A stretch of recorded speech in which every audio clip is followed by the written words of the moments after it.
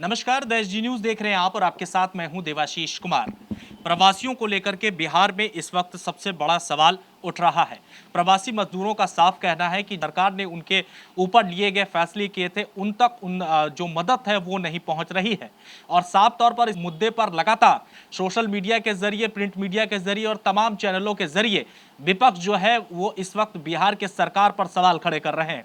इसी सवाल के सही जवाब के लिए इस वक्त हमारे साथ मौजूद हैं बिहार सरकार में मंत्री हैं सूचना एवं जनसंपर्क विभाग के नीरज कुमार जी। इनसे हम इन तमाम सवालों के जवाब चाहेंगे कि क्या कुछ इस वक्त बिहार की राजनीति में चल रहा है। नीरज जी, सबसे पहले सवाल और सबसे पहले राजनीतिक को अभी हम छोड़ देते हैं। एक बहुत दुखद घटना आज हो गई सुबह सुबह विशाखापट्टनम में, उसके बारे में क्या कुछ कहेंगे आप?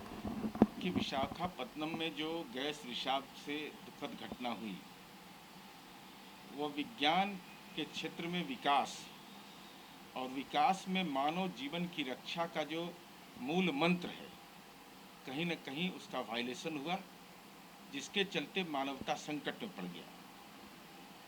तो वो जल्द से स्वस्थ हों, यह कामना है जो भी पीड़ित है, जिन्होंने शरीर छोड़ दिया, वो दिव्यंत आत्मा को शांति मिले।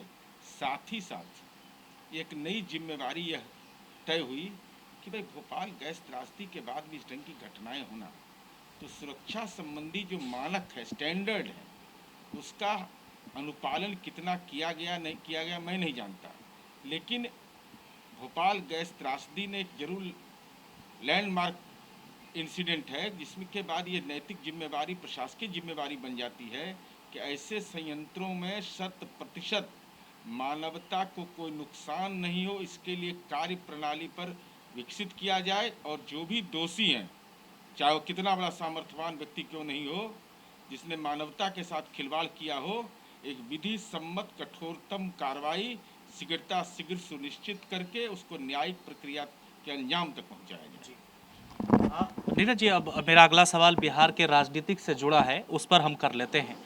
इस वक्त चाहे हम किसी भी मीडिया की बात कर ले तो सबसे बड़ा मुद्दा उठ रहा है वो प्रवासी मजदूर जो लोग लौट रहे हैं। आज भी 28 ट्रेनें जो हैं वो बिहार के विभिन्न जिलों के स्टेशनों पे पहुंच रही है, लेकिन अभी भी ताज़ा जो मामले हैं वो यही हैं कि बिहारियों को सही सलामत से लाया नहीं जा रहा है, उनके अकाउंट तक पैसे नहीं पहुंच रहे हैं और उनको यहाँ पहुँचने के बाद भी उनकी व्यवस्थाएँ ठीक से नहीं की जा रही है। इस पर सरकार का पक्ष रखते हुए आप क्या कहेंगे?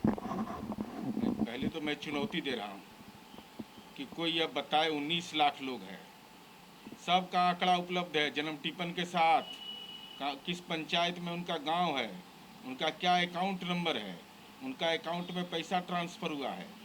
प्रवासियों के लिए जो राशि सरकार ने आवंटित किया 190 करोड़ रुपया, बगैर कोई दलाल और बिन चड्ढा के, वो प्रवासी हमारे थे, परेशानी में हैं, हमने उनके खाते में हस्तांतरित किया और उनको अपने परिवार का, जो उनके मन के अंदर पीड़ा होती कि हमारे परिवार का क्या होगा, तो प्रवासियों के जो परिजन गांव के अंदर थे, शहर के अंदर थे, उनको भी राज्य सरकार ने बुनियादी सुविधाएं दिया।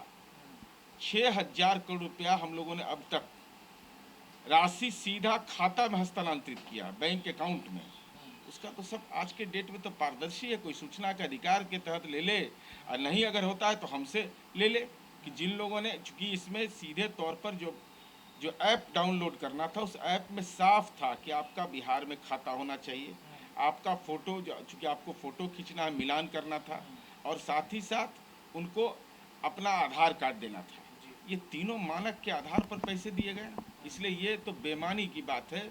मैं तो कह रहा हूँ कि ऐसा एक भी उदाहरण लोग ला करके दें कि भाई खाता में सही तरीके से फॉर्मेट भरा गया और पैसा ट्रांसफ़र नहीं हुआ, पैसा नहीं मिला, किस डेट को मिला, किस बैंक से मिला, ये सारे तथ्य की जानकारी हमारी सरकार पारदर्शी तरीके से काम करती है।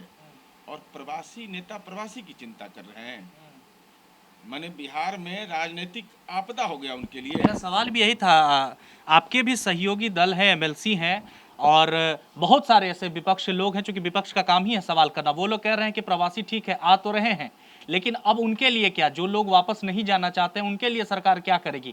और आखिर ऐसा नौबत क्यों आ रहा है कि प्रवासियों को, बिहार में सबसे ज्यादा लोगों को बाहर जाना पड़ता है? सरकार यहीं पर क्यों ना कोई व्यवस्था करे? इस पर क्या कहेंगे आप?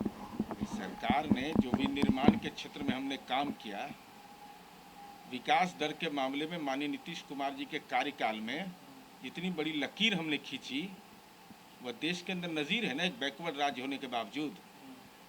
और हमको इस पर कुछ नहीं कहना है। विपक्ष की पार्टी के माननीय तेजस्वी यादव जी की पार्टी के जनाब अब्दुल बारी सिद्दीकी साहब ने अपना वीडियो जारी किया, जो सर्वदलीय मीटिंग के बाद आप लोग के पास भी होगा।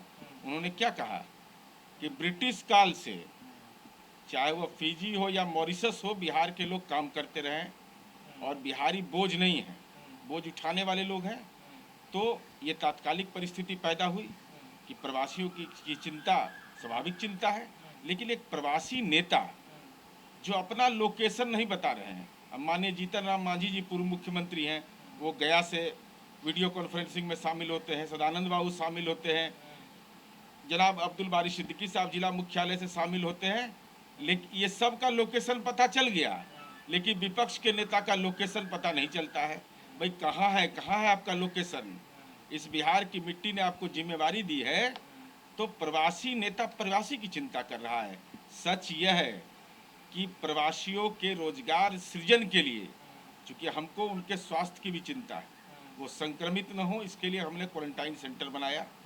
उसको मानक के आधार पर सरकारी व्यवस्था से राज्य की सीमा से उनको ले जाना या स्टेशन से ले जाना, उनके बुनियादी जो ज़रूरत है उसको देना, उनको परिजन की पीड़ा न रहे, आर्थिक पीड़ा, उससे हमने निजात दिलाया।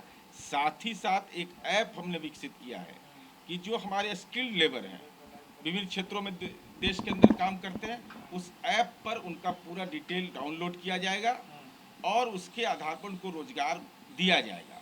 और वो भी बगैर, विपक्ष को हम कहना चाहते हैं, जो उनका ट्रैक रिकॉर्ड रहा है कि रोजगार दिए हैं तो जमीन लिखवा ली है, कुछ लेन देन कर दी है, इसमें कहीं कोई लेन देन नहीं है। ऐप में ट्रांसपेरेंट सिस्टम से चीज़ों को हमारा सूचीबद्ध किया जाएगा और जो प्रवासी आएंगे, जो स्किल्ड है, उनको भी काम देंगे। इसके अलावा जो हमारे प्रवासी क्वारंटाइन सेंटर से जब निकलेंगे तो उनको उनके पंचायत में, जो पंचायत है, सोशल डिस्टेंस का पालन करते हुए मनरेगा में 18 करोड़ मानव दिवस के सृजन का काम हमने शुरू कर दिया। 7 निश्चय के तहत गली नली से लेकर विनिर्माण के क्षेत्र, बहुत सारे ग्रामीण कार्यों का 90,000 हमारे जल संसाधन विभाग में हमारे मजदूर काम करने लगे। तो बिहार में तो विनिर्माण के क्षेत्र में रोजगार है और उस वो असंगठित क्षेत्र के रोजगार को भी हम सूचीबद्ध कर रहे हैं, ऐप में डाउनलोड कर रहे हैं। उसके बावजूद अगर प्रवासी नेता को नजर नहीं आ रहा है, तब हम ये क्या मतलब? तेजस्वी जी आज खुद एक अपने पिता के जो लालू प्रसाद का ऑफिशियल अकाउंट है उसमें प्रिंट मीडिया के खबरों को उन्होंने रीट्वीट करके लगाया है कि बहुत सारे क्वारंटाइन सेंटर जो है वहां पर खाना जो है वो जानवरों को जो परोसा जाता है वो दिया जा रहा है। इसीलिए तो हम सलाह दिए थे उनको कि आइए, डरिए मत। विपक्ष का नेता डरपोक होता है। काय तनाव झेलते हुए लालू जी पूरे परिवार के साथ आराम से राजनीति में संपत्ति सृजन के व्यापार में लगे रहे। तेजस्वी यादव जी, हम तो आपको सलाह दे रहे हैं, आइए ट्रेन से बिहार और 21 दिन क्वारंटाइन हो जाइए। और क्वारंटाइन सेंटर पर जब आप रहिएगा, चूँकि आप कहाँ हैं, अगर दिल्ली में हैं, जो बताया जा रहा है कि दिल्ली में है, तो दिल्ली में भी भाई संक्रमण बहुत है, तो क्वारंटाइन तो होना पड़ेगा आपको। चूँकि आप भले भ्रष्टाचार के मामले में आरोपित हैं और आपको तो आदत है पटियाला कोर्ट में खड़ा होने का, कहीं खड़ा होने का, तो वहाँ जो प्रवासी लोग रहेंगे, जो प्रवासी मजदूर हैं, प्रवासी जो श्रमवीर लोग हैं, उनके अनुभव को भी आप साझा करेंगे और साथ ही साथ आप यह देख पाएंगे कि वहाँ बुनियादी व्यवस्थाएं क्या क्या की गई हैं। उसमें अगर कोई सलाह की ज़रूरत होगी तो मैं आपको ये आश्वस्त करता हूँ कि आप क्वारंटाइन सेंटर में जब अवधि पूरा करिएगा और उसमें सारी व्यवस्था है, आपको कुछ लेकर के नहीं जाना है, कोई कपड़ा उपड़ा नहीं, सब वहाँ व्यवस्था किया गया है, बाल्टी मग सहित सारी व्यवस्था हम लोगों ने किया है।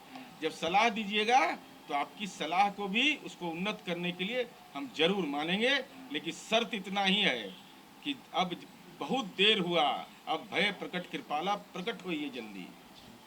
बहुत बहुत शुक्रिया नीरज जी। साफ तौर पर देखिए, बिहार में इस वक्त चुनाव है। चुनाव में जो विपक्ष ने सवाल उठाया वह कोरोना वायरस के साथ साथ एक और मुद्दा आ गया है इस वक्त प्रवासी लोगों का, और इस पर सियासी जो समीकरण है और पारा जो है उसका तापमान मई के महीने में चढ़ता नजर आ रहा है। चूंकि मई में इस वक्त बारिश हो रहा है, लेकिन बिहार में इस वक्त चुनाव होने हैं, ऐसे में पारा जो है वो काफी हाई है। बिहार सरकार में मंत्री नीरज कुमार ने साफ कहा है कि क्वारंटाइन के ऊपर खाने पीने पर जो सवाल आप उठा रहे हैं, खुद आइए क्वारंटाइन में भर्ती हो जाइए। अपने सहयोगी सोनू के साथ में देवाशीष कुमार, DSD न्यूज, पटना।